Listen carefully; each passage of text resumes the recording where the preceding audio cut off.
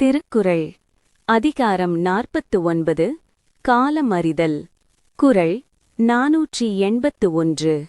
பகல் வெல்லும் கூகையை காக்கை இகல் வெல்லும் வேந்தர்க்கு வேண்டும் பொழுது. விளக்கம்: வலிமையில் பெரியதான ஆந்தையை பகல் நேரத்தில் ஒரு சிறிய காகம் கூட வென்றுவிடும். அதுபோல பகைவரை போரில் வெல்ல விரும்பும் மன்னர்களுக்கு வலிமையோடு கூட பொருத்தமான நேரமும் காலமும் மிகவும் அவசியம். மகாபாரதம் சௌதிக பர்வம். ஆந்தை மற்றும் காகத்தின் உதாரணம் மகாபாரதத்தில் ஒரு மிக முக்கியமான திருப்பு முனையாக வருகிறது. அஸ்வத்தாமன் பாண்டவ சேனையை அழிக்க திட்டம் தீட்டும்போது இதே இயற்கை காட்சியை பார்த்து பாடம் கற்கிறான். சம்பவம்: இரவு நேரத்தில் ஒரு பெரிய ஆந்தை மரத்தில் தூங்கிக் கொண்டிருந்த பல காகங்களை கொல்வதைக் கண்ட அஸ்வத்தாமன், நேரம் மாறினால் பலவீனமான ஆந்தை கூட பலமான காகங்களை வெல்லும். எனவே கௌரவப்படை வலிமை இழந்திருக்கும் இந்த நேரத்தில் இரவு பொழுதை பயன்படுத்தி நான் பாண்டவர்களை வெல்வேன் என்று முடிவு செய்கிறான். இது காலத்தின் வலிமையை விளக்கும் நேரடி சான்றாகும். சாணக்கிய நீதி. காலம் பிராப்ய சமுன்னதிம் கரோதி. விளக்கம்: சரியான காலம் வரும்போது ஒருவன் உயர்ந்த நிலையை அடைகிறான். பலம் இருந்தாலும் காலம் சாதகமாக இல்லாதபோது அமைதியாக இருக்க வேண்டும். கொக்கு மீனுக்காக காத்திருப்பது போல எதிரி பலவீனமடையும் நேரத்தை, காலத்தை அறிந்து செயல்படுபவனே உண்மையான வீரன் என்கிறார் சாணக்கியர். சனாதன தர்மத்துடன் இந்த குறள் எப்படி ஒத்துப்போகிறது? திருக்குறள் 481 உள்ள வேண்டும் பொழுது என்ற தேவையான காலம் என்ற கருத்து சனாதன தர்மத்தின் கால தர்மம் மற்றும் யுக்தி ஆகியவற்றுடன் பின்வருமாறு இணைகிறது. காலபலம். சனாதன தர்மத்தில் காலம் என்பது ஈஸ்வரனின் ஒரு வடிவம். காலோஸ்மி, நான் காலமாயிருக்கிறேன் என்கிறான் கிருஷ்ணன். ஒருவனுக்கு தேகபலம் அதிகமாக இருந்தாலும் காலபலம் சாதகமாக இல்லாவிட்டால் வெற்றி கிடைக்காது. சுபாவம் மற்றும் சூழல். ஆந்தை இரவில் அதிக பலம் கொண்டது, காகம் பகலில் பலம் கொண்டது. இது ஒவ்வொரு உயிரினத்தின் சுபாவம். ஒரு புத்திசாலி அரசன் தன் சுபாவத்திற்கும் எதிரியின் பலவீனத்திற்கும் ஏற்ற நேரத்தை தேர்ந்தெடுக்க வேண்டும். பஞ்சாங்க விவேகம்.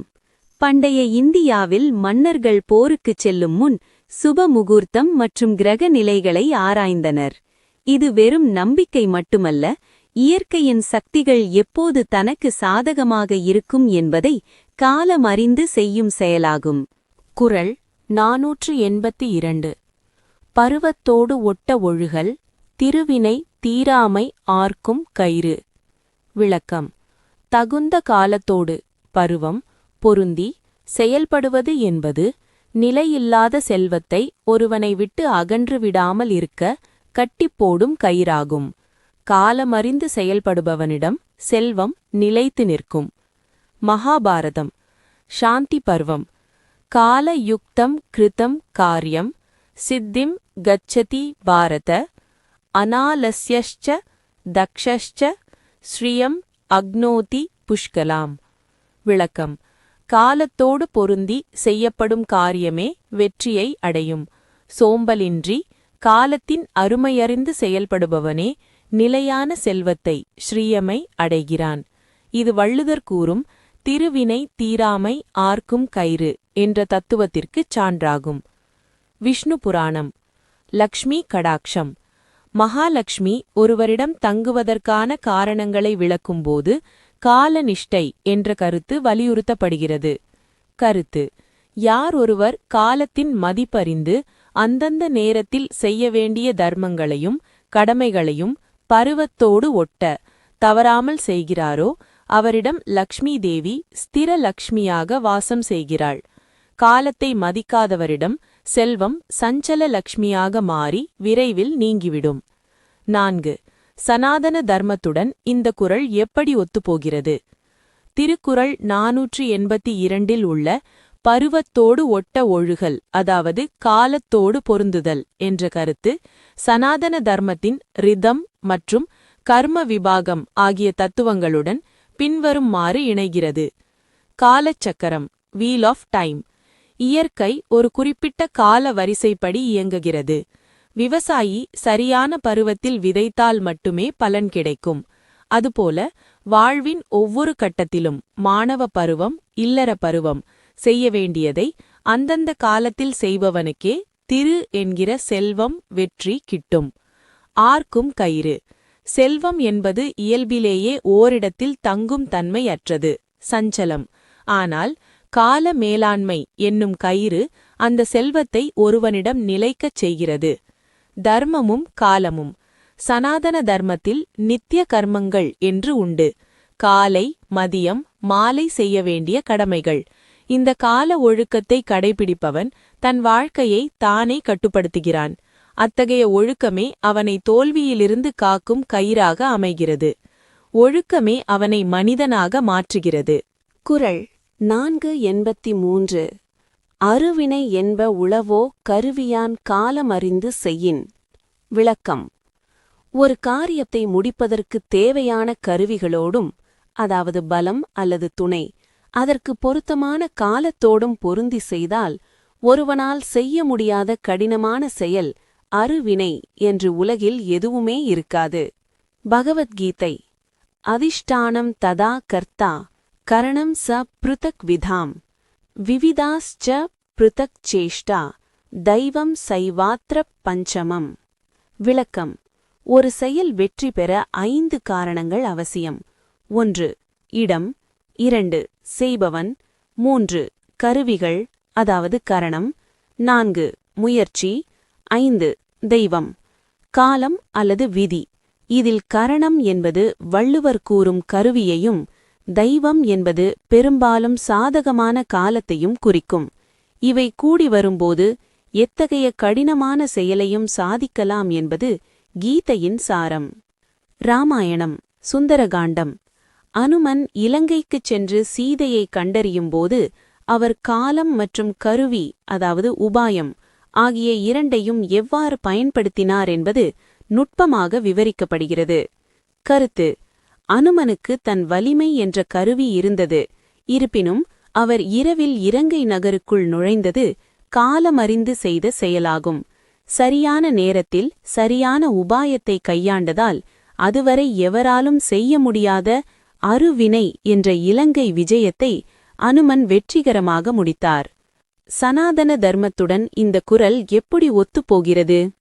திருக்குறள் 483 கருவி மற்றும் காலம் என்ற கருத்துகள் சனாதன தர்மத்தின் யோக க்ஷேமம் மற்றும் யக்ன பாவம் ஆகிய தத்துவங்களுடன் பின்வருமாறு இணைகின்றன. சாதன சதுஷ்டயம். சனாதன தர்மத்தில் எதையும் சாதிக்க சாதனம் என்ற கருவி அவசியம். அறிவு, உடல் வலிமை, செல்வம் ஆகியவை கருவிகள். ஆனால் இந்த கருவிகள் மட்டும் போதாது, காலத்தின் ஒத்துழைப்பும் தேவை. காலம் கனிந்து வரும்போது ஈஸ்வர சங்கல்பம், கருவிகள் வீரியம் பெறுகின்றன. அருவினை, இம்பாசிபிள் டாஸ்க். அருவினை என்பது மனித ஆற்றலுக்கு அப்பாற்பட்டதாக தோன்றும் செயல்கள். ஆனால் சனாதன தர்மம் கர்த்தவ்யம் என்ற பெயரில் காலத்தையும் கருவியையும் இணைத்தால் அசாத்தியமானவற்றையும் அர்ஜுனன் மகாபாரத போரில் சாதித்தது போல சாதிக்கலாம் என்கிறது. நிமித்தம். ஒருவன் காலத்தையும் கருவியையும் சரியாக இணைக்கும்போது அவன் இறைவனின் ஒரு நிமித்தமாக, அதாவது கருவியாக மாறுகிறான். அப்போது அவனுக்கு தோல்வி என்பதே கிடையாது. குறள் 484. ஞாலம் கருதினும் கைகூடும், காலம் கருதி இடத்தார் செய்யின். விளக்கம். ஒருவன் இந்த உலகம் முழுவதையுமே கைப்பற்ற வேண்டும் என்று கருதினாலும் ஆசைப்பட்டாலும் அதற்கு பொருத்தமான காலத்தை எதிர்பார்த்து ஏற்ற இடத்தையும் அறிந்து செயல்பட்டால் அது கைகூடும். மகாபாரதம். பீஷ்மர் அறிவுரை. கால தேசௌ உபாயம்ச்ச விஜ்ஞாய விஜிதேந்திரியः பிருத்திவீம் சாகராந்தாம்ச ஜயத்யேவ ந சம்சயः. விளக்கம். காலம், இடம் மற்றும் சரியான வழிமுறைகளை அறிந்தவனும் புலன்களை அடக்கியவனுமான ஒரு மன்னன் கடல் சூழ்ந்த இந்த உலகம் முழுவதையும் வெல்வான் என்பதில் ஐயமில்லை. இது வள்ளுவர் கூறும் ஞாலம் கருதினும் கைகூடும் என்ற கருத்திற்கு மிக சரியான வடமொழிச் சான்றாகும். அர்த்த சாஸ்திரம். காலத்தையும் இடத்தையும் அறியாத ஒரு அரசன் அவனது படைகள் எவ்வளவு வலிமையாக இருந்தாலும் ஒரு சிறிய நிலப்பகுதியை கூட காப்பாற்ற முடியாது. மாறாக காலத்தையும் இடத்தையும் சரியாக பயன்படுத்துபவன் ஒரு சிறிய படையைக் கொண்டே அகண்ட பாரதத்தை ஆள முடியும். சந்திரகுப்த மௌரியன் மகாபத்மநந்தனின் பேரரசை வீழ்த்தியதற்கு சாணக்கியர் காட்டிய காலமும் இடமும் தான் அடிப்படை. சனாதன தர்மத்துடன் இந்த குறள் எப்படி ஒத்துப்போகிறது? திருக்குறள் 484 உள்ள காலம் மற்றும் இடம் என்ற 2 தூண்கள் சனாதன தர்மத்தின் தேச கால வர்த்தமானம் என்ற தத்துவத்தோடு ஆழமாக பிணைக்கப்பட்டுள்ளன. தேச கால விவேகம். சனாதன தர்மத்தில் எந்த ஒரு கிரியையையும் செயலை செய்யும் முன் அஸ்மின் தேசே அஸ்மின் காலே என்று சங்கல்பம் செய்யப்படுகிறது. பிரபஞ்ச சக்திகள் ஒரு குறிப்பிட்ட இடத்திலும் காலத்திலும் ஒரு செயலுக்கு சாதகமாக அமையும்போது அந்த செயல் ஞாலம் வியக்கும் வெற்றியை தருகிறது. அவதார நோக்கம். விஷ்ணுவின் அவதாரங்கள் கூட தகுந்த காலத்தையும் இடத்தையும் நோக்கியே அமைகின்றன. இரண்யகசிபுவை அழிக்க நரசிம்மர் அந்திக்காலம் என்ற மாலை மற்றும் வாசல்படி என்ற 2ஐயும் தேர்ந்தெடுத்தார். இதுவே காலம் மற்றும் இடத்தின் நுட்பமான வலிமையாகும். க்ஷேத்திர பலம். இடம் என்பது வெறும் நிலப்பரப்பு மட்டுமல்ல, அது சூழலையும் குறிக்கும். குருக்ஷேத்திரம் என்ற தர்மபூமியை போர்க்களமாக தேர்ந்தெடுத்தது பாண்டவர்களின் வெற்றிக்கு ஒரு முக்கிய காரணியாக அமைந்தது. குறள் 485. காலம் கருதி இருப்பர் கலங்காது ஞாலம் கருதுபவர். விளக்கம். உலகத்தையே வெல்ல வேண்டும் என்று எண்ணுபவர்கள் அதற்குரிய காலம் வரும் வரை சோர்வடையாமலும் மனம் கலங்காமலும் பொறுமையுடன் காத்திருப்பார்கள். அவசரப்பட்டு செயலில் இறங்கி தோல்வியடைய மாட்டார்கள். மகாபாரதம். வனப்பர்வம். தர்மரின் பொறுமை. பாண்டவர்கள் காட்டில் இருந்தபோது பீமனும் திரௌபதியும் துரியோதனனை உடனே போரிட்டு அழிக்க வேண்டும் என்று துடித்தார்கள். அப்போது தர்மர், அதாவது யுவிஷ்டிரர், அவர்களுக்கு கூறிய அறிவுரை இந்த குறளுக்கு மிகச் சிறந்த உதாரணமாகும். கருத்து. இப்போது காலம் நமக்கு சாதகமாக இல்லை. நம்முடைய ஆயுத பலமும் துணை பலமும் பெருக வேண்டியுள்ளது. கௌரவர்கள் இப்போது வலிமையாக இருக்கிறார்கள். எனவே தகுந்த காலம் வரும் வரை நாம் இந்த வனவாசத்தை பொறுமையுடன் கலங்காடு கழிக்க வேண்டும். காலம் கனிந்த பின்பே ஞாலத்தை, அதாவது நாட்டை மீட்க முடியும். தர்மரின் இந்த காலம் கருதி இருத்தல்தான் இறுதியில் அவர்களுக்கு மகாபாரதப் போரில் வெற்றியை தந்தது. சாணக்கிய நீதி. பகவத் சர்வ சம்யதான் காலம் கருதி திஷ்டதி. விளக்கம்.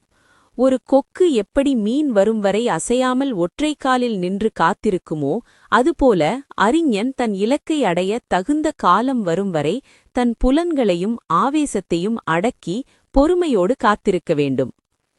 சனாதன தர்மத்துடன் இந்த குறள் எப்படி ஒத்துப்போகிறது?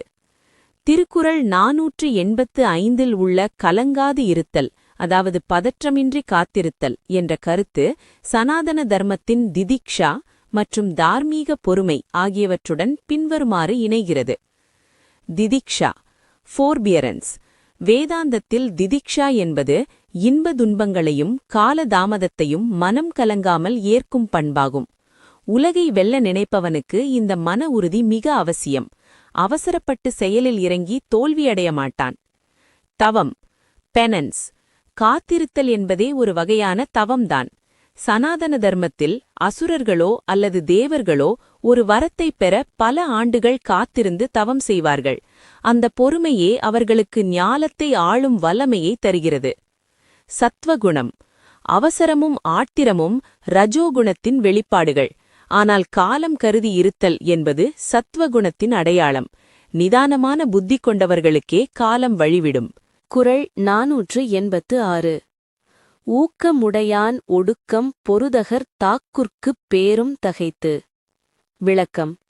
வலிமையான ஊக்கம் கொண்ட ஒருவன் பகைவருக்குப் பணிந்து ஒடுங்கியிருப்பது பலவீனத்தினால் அல்ல, அது போரிடும் ஆட்டுக்கடா.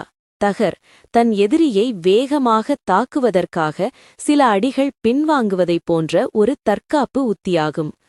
மகாபாரதம். வனபர்வம். பாண்டவர்கள் காட்டிலிருந்தபோது ஸ்ரீகிருஷ்ணர் அவர்களுக்கு போருக்கான உத்திகளை விளக்கும்போது இக்கருத்து வலியுறுத்தப்படுகிறது. கருத்து. ஒரு சிங்கம் இரை மீது பாய்வதற்கு முன்னால் தன் உடலை சுருக்கிக் கொண்டு பின்வாங்கும். அது பயத்தினாலல்ல, பாய்ச்சலின் வேகத்தை அதிகரிப்பதற்கே.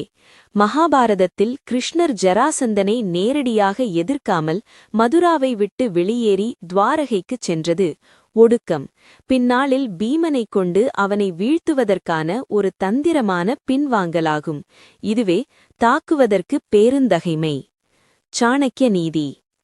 சம்யமக சத்ருநாஷாய தக்ஷக கால பிரதீக்ஷணக.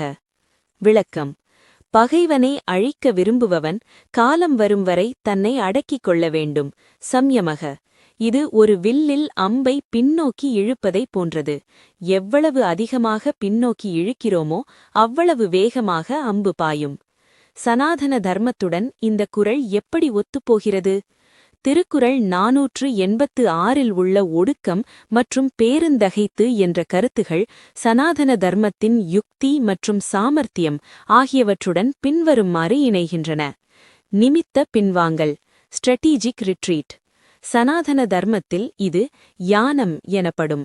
பகைவன் வலிமையாக இருக்கும்போது அவரோடு நேருக்கு நேர் மோதாமல் சற்று பின்வாங்கி அவனது பலவீனமான நேரத்திற்காக காத்திருப்பது வீரத்தின் ஒரு அங்கமே தவிர அது கோழைத்தனம் அல்ல. ஆட்டுக்கடா உதாரணம். த ராம் அனாலஜி. ஆட்டுக்கடாகள் முட்டும்போது தலைகுனிந்து பின்னோக்கிச் செல்வது முட்டுவதற்குத் தேவையான விசை ஃபோர்ஸ் ஐ பெறுவதற்காகத்தான். இதைப்போலவே ஒரு யோகியோ அல்லது அரசனோ தன் ஆற்றலை வெளியே காட்டாமல் உள்ளுக்குள் சேமிப்பது ஒடுக்கம் சரியான நேரத்தில் வெளிப்பட்டு பெரும் வெற்றியை தரும். தவம் மற்றும் ஆற்றல். முனிவர்கள் தவம் செய்யும்போது உலக விஷயங்களிலிருந்து ஒடுங்கியிருக்கிறார்கள். அந்த ஒடுக்கமே அவர்களுக்கு உலகையே மாற்றும் ஆற்றலை தருகிறது. இதுவே ஊக்கமுடையான் ஒடுக்கம் என்ற ஆன்மீக பரிமாணம். குறள் 487. பொள்ளென ஆங்கே புறம் வேறார் காலம் பார்த்து உள்வேற்பர் ஒள்ளியவர். விளக்கம்: அறிவுடையவர்கள் ஒள்ளியவர் பகைவர் தவறு செய்தவுடனே விரைவாக பொள்ளென வெளியே கோபத்தை காட்டமாட்டார்கள். தகுந்த காலம் வரும் வரை காத்திருந்து அந்த சினத்தை உள்ளுக்குள்ளேயே தணித்துக் கொள்வார்கள். வெற்றி பெறுவதற்கான திட்டமாக வைத்திருப்பார்கள். மகாபாரதம் உத்யோக பர்வம். யோ ந வேத்தி விகாரஞ்ச क्रोधं ஹிருதயே நிதாபயேத் காலம் பிராப்யது விக்ரந்தஹ ச ஜயத்யேவ சத்ருஹா. விளக்கம்: எவன் ஒருவன் தன் முகத்தில் மாறுதலை காட்டாமல் விகாரஞ்ச சினத்தை இதயத்திலேயே அடக்கி வைத்திருக்கிறானோ ஹிருதயே நிதாபயேத் அவன் சரியான காலம் வரும்போது வீரத்தோடு செயல்பட்டு பகைவனை நிச்சயம் அழிப்பான். இது வள்ளுவரின் உள்வேற்பர் என்ற சொல்லுக்கு மிக நெருக்கமான விளக்கமாகும். ஸ்ரீமத் ராமாயணம் யுத்த காண்டம். ராவணன் சீதையை கவர்ந்து சென்றபோது ராமபிரான் அப்பொழுதே சீரவில்லை. அவர் தன் துயரையும் சினத்தையும் அடக்கிக் கொண்டு வானரப்படையை திரட்டி பாலம் கட்டி சரியான காலம் வரை காத்திருந்து போரிட்டார். கருத்து: ராமர் மரியாதா புருஷோத்தமன் என்பதால் உணர்ச்சி வசப்பட்டு தனி ஆளாக இலங்கைக்குச் செல்லவில்லை. சினத்தை உள்ளே அடக்கி உள்வேற்பர் மற்றும் ஜாம்பவான் மற்றும் விபீஷணனின் ஆலோசனைகளுடன் காலம் பார்த்து செயல்பட்டதாலேயே ராவணனை வீழ்த்த முடிந்தது. சனாதன தர்மத்துடன் இந்த குறள் எப்படி ஒத்துப்போகிறது? திருக்குறள் 487 உள்ள புறம் வேறார் மற்றும் உள்வேற்பர் என்ற கருத்துக்கள் சனாதன தர்மத்தின் நிப்ருகத்துவம், அதாவது கன்சீல்மெண்ட் ஆஃப் இன்டென்ட், மற்றும் தீரத்துவம் ஆகியவற்றுடன் பின்வருமாறு இணைகின்றன. நிப்ருகத்துவம், அதாவது ஸ்ட்ராட்டஜிக் சைலன்ஸ். ஒரு வீரன் தன் உணர்ச்சிகளை வெளியே காட்டினால் எதிரி அவனது திட்டத்தை கணித்து விடுவான். சனாதன தர்மம் மந்திரகுப்தி என்பதை வலியுறுத்துகிறது. கோபம் என்பது ஒரு வகை ஆற்றல். அதை வெளியே கத்தி தீர்ப்பதை விட உள்ளே சேமித்து வைத்தால் அது செயலாக மாறும்போது பெரும் வலிமை பெறும். சத்துவகுணத்தின் ஆளுமை. ரஜோகுணம் கொண்டவன் உடனே கத்தி தீர்ப்பான். ஆனால் சத்துவகுணம் கொண்ட அறிவுடையவன் உணர்ச்சிகளுக்கு அடிமையாகாமல் அறிவின் வழியில் சினத்தை பயன்படுத்துவான். காலாக்னி, ஹிடன் ஃபயர். எரிமலை எப்படி உள்ளுக்குள் நெருப்பை வைத்திருந்து சமயம் வரும்போது வெடிக்கிறதோ அதுபோல ஒள்ளியவர் தன் வைராகியத்தை உள்ளேயே வைத்திருப்பார்கள். இது பழிவாங்கும் உணர்ச்சி மட்டுமல்ல, நீதியை நிலைநாட்ட தகுந்த வாய்ப்பிற்காக காத்திருக்கும் அறிவார்ந்த செயலும் கூட. குறள் 488. செருநரை காணின் சுமக்க இருவரை காணின் கிழக்காம் தலை. விளக்கம். பகைவரை செருணர் அவர் வலிமையாக இருக்கும்போது கண்டால் அவருக்கு பணிந்து அவரை தலைமேல் வைத்து சுமக்க வேண்டும். ஆனால் அவருக்கு அழிவு வரும் காலத்தை இருவரை கண்டால் அவர் தலை தானாகவே கீழே விழும்படி கிழக்காம் தலை காலம் செய்துவிடும். மகாபாரதம் சாந்தி பர்வம். வஹீத் அமித்ரம் ஸ்கந்தேன யாவத் கால விபர்யய பிராப்த காலே து விஜ்ஞாய பிந்த்யாத் கடமிவ அஷ்மனி. விளக்கம். காலம் உனக்கு சாதகமாக இல்லாதவரை உன் பகைவனை தோளில், அதாவது சுமந்து செல். அவனுக்குரிய அழிவு காலம் வந்தவுடன் ஒரு கல்லை வைத்து மண்பானையை உடைப்பது போல அவனை சிதறடி. இது வள்ளுவர் கூறும் சுமக்க மற்றும் கிழக்காம் தலை என்ற கருத்தோடு 100% ஒத்துப்போகிறது. பஞ்சதந்திரம் காகோலுகியம். காகங்களுக்கும் ஆந்தைகளுக்கும் இடையிலான கதையில் ஒரு புத்திசாலி அமைச்சர் காகம் பகைவனான ஆந்தை படையிடம் தஞ்சம் புகுந்து அவற்றை புகழ்ந்து பேசி சுமந்து நிற்கும். சரியான நேரம், அதாவது பகல் பொழுது வந்தவுடன் ஆந்தைகளின் குகைக்கு தீ வைத்து அவற்றை அழிக்கும். கருத்து. வலிமையான பகைவனை தந்திரத்தால் மட்டுமே வெல்ல முடியும். அதற்கு தற்காலிக பணிவு, அதாவது சுமத்தல் என்பது ஒரு பெரிய ஆயுதம் என்பது சனாதன தர்மத்தின் சாம தான பேத தண்ட முறைகளில் ஒன்றாக கருதப்படுகிறது. சனாதன தர்மத்துடன் இந்த குறள் எப்படி ஒத்துப்போகிறது? திருக்குறள் 488 உள்ள சுமக்க மற்றும் இருவரை என்ற சொற்கள் சனாதன தர்மத்தின் கால தந்திரம் மற்றும் உபாயம் ஆகியவற்றுடன் பின்வருமாறு இணைகின்றன. சாமர்த்தியம், டிப்ளமேட்டிக் ஸ்ட்ராட்டஜி. சனாதன தர்மம் ஒரு வீரனை எப்போதும் நேருக்கு நேர் மோத சொல்லவில்லை. அதர்மம் வலிமையாக இருக்கும்போது தர்மம் தற்காலிகமாக பின்வாங்குவதும் அல்லது பணிவது போல தோன்றுவதும் யுக்தி எனப்படும். அதிபலம் மற்றும் வினாசம். ஒருவன் அளவுக்கு மீறி வளரும்போது அவனது அகங்காரமே அவனது அழிவிற்கு காரணமாகும். இருவரை. அந்த நேரம் வரும் வரை அறிவுடையவர்கள் மௌனமாக அந்த பகைவனை சகித்துக் கொள்வார்கள், அதாவது சுமப்பார்கள். கிழக்காம் தலை. இது ஒரு உருவகம். நீர்நிலையில் தலைகீழாக கவிழ்வதை குறிக்கும். கர்ணன் போர்க்களத்தில் தன் தேரின் சக்கரம் மண்ணில் புதைந்தபோது, அதாவது அவனது இருவரை காலத்தில், அதுவரை அவனை தாங்கி வந்த பலம் அவனை தலைகீழாக கைவிட்டது. இதுவே காலத்தின் நீதி. குறள் 489. எய்தற்கரியது இயைந்தக்கால் அந்நிலையே செய்தற்கரிய செயல். விளக்கம். பெறுவதற்கு அரிதான ஒரு காலம் அல்லது வாய்ப்பு ஒருவனுக்கு கிடைக்குமானால் அந்த வாய்ப்பை பயன்படுத்திக் கொண்டு அப்பொழுதே அந்நிலையே செய்து முடிப்பதற்கு கடினமான செயல்களையும் செய்து முடித்துவிட வேண்டும். மகாபாரதம் உத்யோக பர்வம். பிராப்த காலம் ந ஹாப்பயேத் சர்வ காரியேஷு பாரதா அபகாலே கிருதம் காரியம் ந சித்யதி ந சம்சயஹா. விளக்கம். பரதகுலத் தோன்றலே, ஒரு காரியத்தை செய்யத் தகுந்த காலம் வரும்போது அதை நழுவவிடக்கூடாது. ந ஹாப்பயேத். காலம் கடந்து செய்யப்படும் எந்த ஒரு செயலும் வெற்றியை தருவதில்லை என்பது உறுதி. இது வள்ளுவரின் அந்நிலையே செயல் என்ற கருத்தோடு ஒத்துப்போகிறது. சாணக்கிய நீதி. அர்த்த சாஸ்திரம். வாய்ப்புகளை கையாளுவதில் ஒருவன் எவ்வளவு விழிப்புடன் இருக்க வேண்டும் என்று சாணக்கியர் கூறுகிறார். கருத்து. வாய்ப்பு என்பது ஒருமுறை மட்டுமே கதவை தட்டும். புத்திசாலி என்பவன் அந்த வாய்ப்பு வரும் வரை காத்திருந்து அது வந்தவுடன் மின்னலைப் போல செயல்பட வேண்டும். காலம் சென்றபின் வருந்துவது அறிவீனம். நந்த வம்சத்தை வீழ்த்த தகுந்த சமயம் வந்தபோது சாணக்கியர் சிறிதும் தாமதிக்காமல் சந்திரகுப்தனை ஏவி அதை பயன்படுத்திக் கொண்டார். சனாதன தர்மத்துடன் இந்த குறள் எப்படி ஒத்துப்போகிறது? திருக்குறள் 489 உள்ள அந்நிலையே என்ற சொல் சனாதன தர்மத்தின் முகூர்த்தம் மற்றும் கர்ம யோகம் ஆகியவற்றுடன் பின்வரும்வாறு இணைகிறது. சுப முகூர்த்தம், அஸ்பிஷியஸ் மூமெண்ட். சனாதன தர்மத்தில் ஒரு செயலை தொடங்க சரியான நேரம் என்பது பிரபஞ்ச சக்திகள் நமக்கு சாதகமாக இருக்கும் நேரத்தை குறிக்கும். அத்தகைய எய்தற்கரிய நேரம் வரும்போது சோம்பலால் அதை தவறவிடுவது தர்மத்திற்கு எதிரானது. அவதார துரிதம், டிவைன் ஏர்ஜென்சி.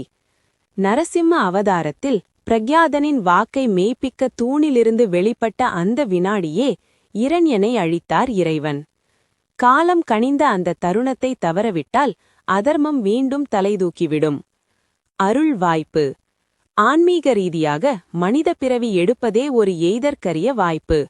இந்த வாய்ப்பு இருக்கும்போதே செய்தற்கரிய இறைவனை அடையும் செயலை செய்ய வேண்டும் என்பது ஆன்றோர்கள் வாக்கு. குறள் 490. கொக்கொக்க கூம்பும் பருவத்து மற்றதன் குத்தொக்கச் சீர்த்த இடத்து. விளக்கம்: காலம் கைகூடாத நேரத்தில் கொக்கை போல ஒடுங்கி பொறுமையாக காத்திருக்க வேண்டும்.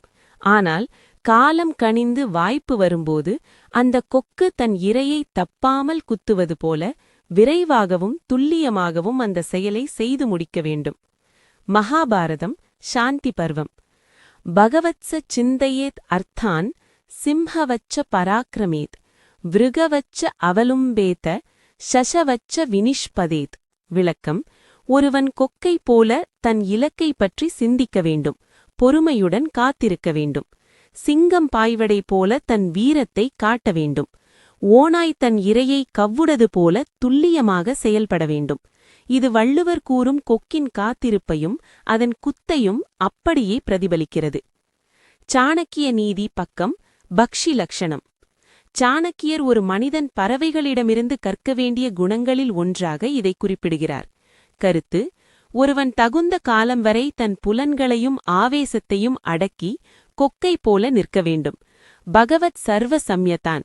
ஆனால் இலக்கு கைக்கு வரும்போது முழு பலத்தையும் கொண்டு அதை அடைய வேண்டும். சனாதன தர்மத்துடன் இந்த குறள் எப்படி ஒத்துப்போகிறது? திருக்குறள் 490 உள்ள கூம்பும் பருவம் என்ற ஒடுங்கியிருக்கும் காலம் மற்றும் சீர்த்த இடம் என்ற வாய்ப்பான சூழல் என்ற கருத்துக்கள் சனாதன தர்மத்தின் நிதாசனம் மற்றும் பராக்கிரமம் ஆகியவற்றுடன் பின்வருமாறு இணைகின்றன. தவ வலிமை. சனாதன தர்மத்தில் தவம் என்பது கொக்கு மீனுக்காக காத்திருப்பது போன்றதுதான். நீண்ட காலம் புலன்களை அடக்கி கூம்பும் பருவத்தில் தவம் இருப்பவர்களுக்கு இறைவன் காட்சியளிக்கும் அந்த ஒரு வினாடி சீர்த்த இடத்து அவர்களின் அனைத்து பிரார்த்தனைகளும் நிறைவேறுகின்றன. யுத்த தர்மம். அர்ஜுனன் சிவபெருமானிடம் பாசுபத அஸ்திரம் பெறுவதற்காக ஒற்றை காலில் நின்று தவமிருந்தான். அது கொக்கொக்க கூம்பும் பருவம். ஆனால் மகாபாரத போரில் அந்த அஸ்திரத்தை பயன்படுத்த வேண்டிய நேரம் வந்தபோது அவன் தயங்காமல் செயல்பட்டான். சமய பிரக்ஞை. Situational awareness. கொக்கு மீன் வரும் வரை அசையாமல் இருப்பது அதன் பலவீனமல்ல, அது அதன் ஏகாகிரத்தை, ஃபோக்கஸ். மீன் வந்தவுடன் செய்யும் குத்து அதன் நிச்சயம், டிட்டர்மினேஷன். ஒருவன் வாழ்வின் லட்சியத்தை அடைய இந்த இரண்டு நிலைகளும், காத்திருத்தல் மற்றும் செயல்படுதல், மிக அவசியம்.